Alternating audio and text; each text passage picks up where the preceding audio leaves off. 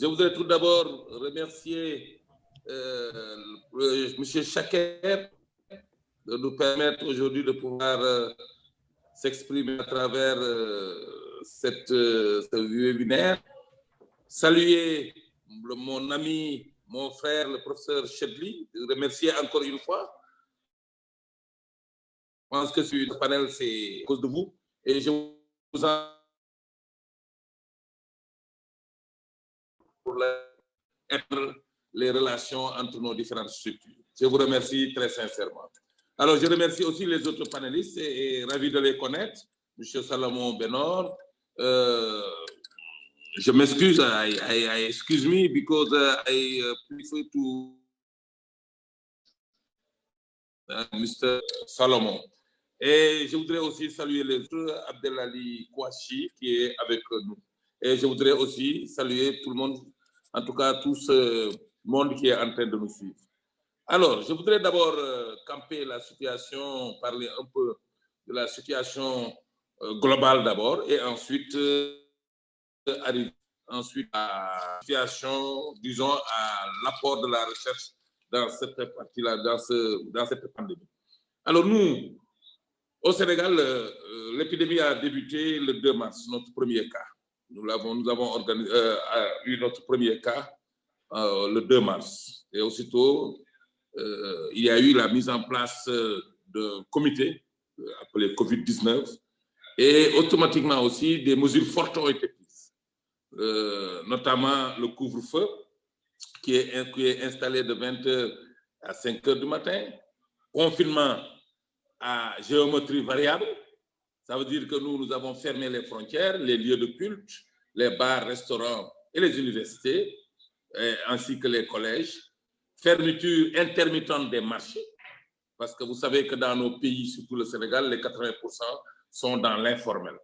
Et aussi restrictions géographiques et limitation du nombre de passagers dans les transports. Mais également, on a fermé entre les régions, il n'y avait pas en tout cas de circulation entre régions. Et enfin, interdiction de toutes les cérémonies et rassemblements. Et sur le plan sanitaire, automatiquement, nous avons privilégié le dépistage ciblé vers les cas contacts d'abord. Donc, depuis, et puis ensuite, nous avons eu des cas communautaires, c'est-à-dire des cas, nous appelons les cas communautaires, des cas qui ne savent pas où ils ont été en tout cas contaminés. On les appelle, nous, des cas communautaires. D'ailleurs, c'est des cas qui nous posent des problèmes jusqu'à aujourd'hui. Ensuite, nous avons mis en quarantaine, nous avons pris des hôtels et nous avons pris certaines structures et les malades étaient mis en quarantaine dans ces structures-là pendant 14 jours avant de les limiter. Tout ceci, c'était vraiment pour éviter la propagation de la maladie et couper la chaîne de transmission. Et ensuite, sur le plan, effectivement, recherche, ça a permis quand même de disséminer des mécanismes pour la valorisation des résultats de recherche, du transfert de technologie et de la promotion de l'innovation.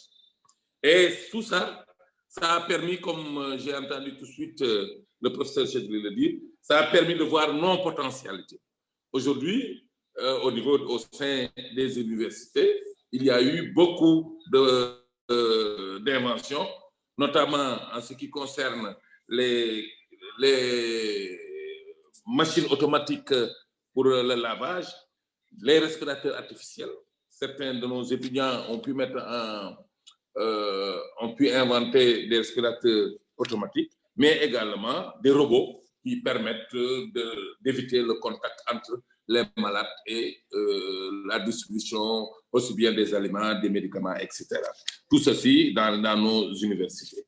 Et aussi la production en masse de gel hydroalcoolique qui ont été vraiment produits dans toutes les universités, mais également dans des structures qui ont été en tout cas encadrées par la recherche.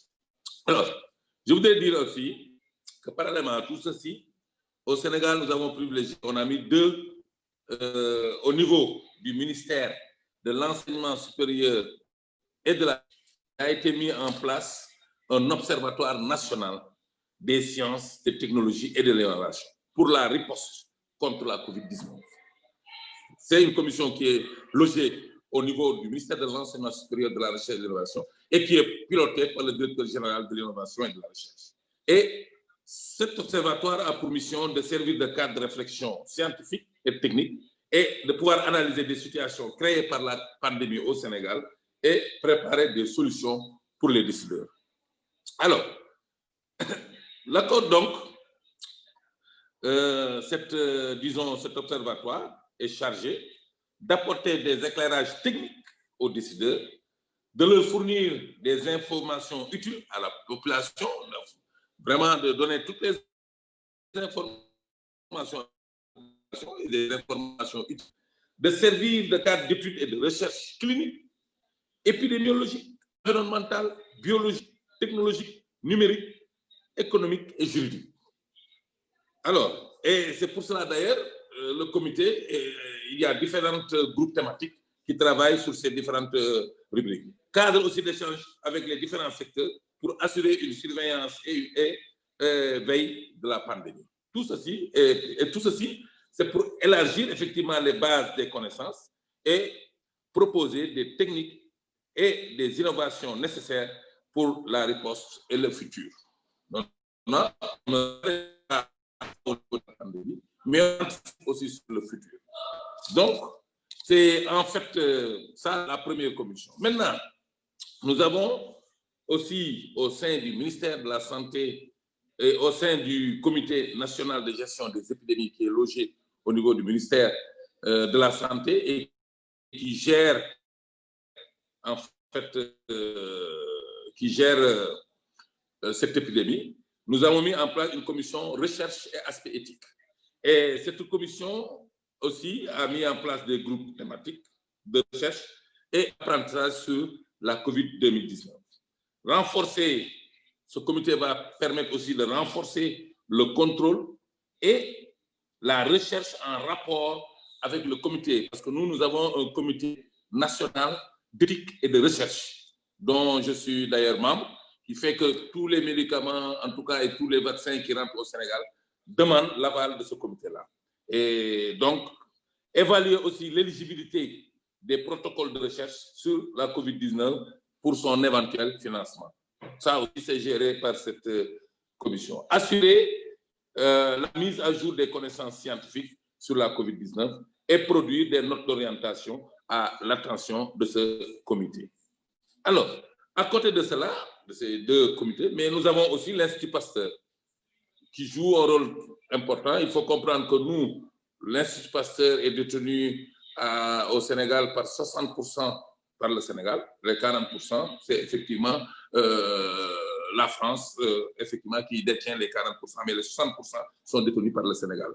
Et le ministère de l'Enseignement supérieur, le ministère de la Santé, tous siègent au niveau du conseil d'administration.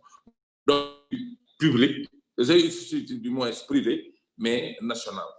Alors, d'abord, lui qui gère en rapport avec une autre structure appelée l'IRSF, qui gère les tests au Sénégal. Et l'IRSF, c'est l'Institut de recherche en santé, de la santé, de surveillance épidémiologique et de la formation.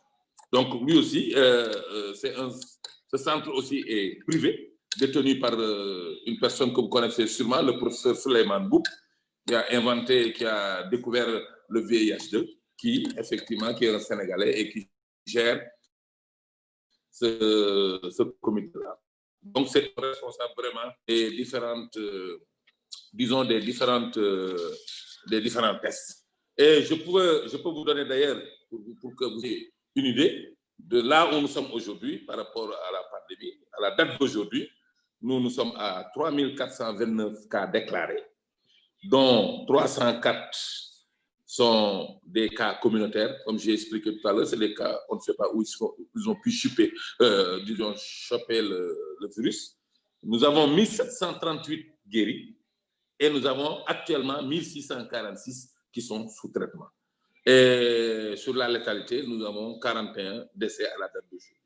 Depuis le 2 mars jusqu'à aujourd'hui, on a eu 41 décès.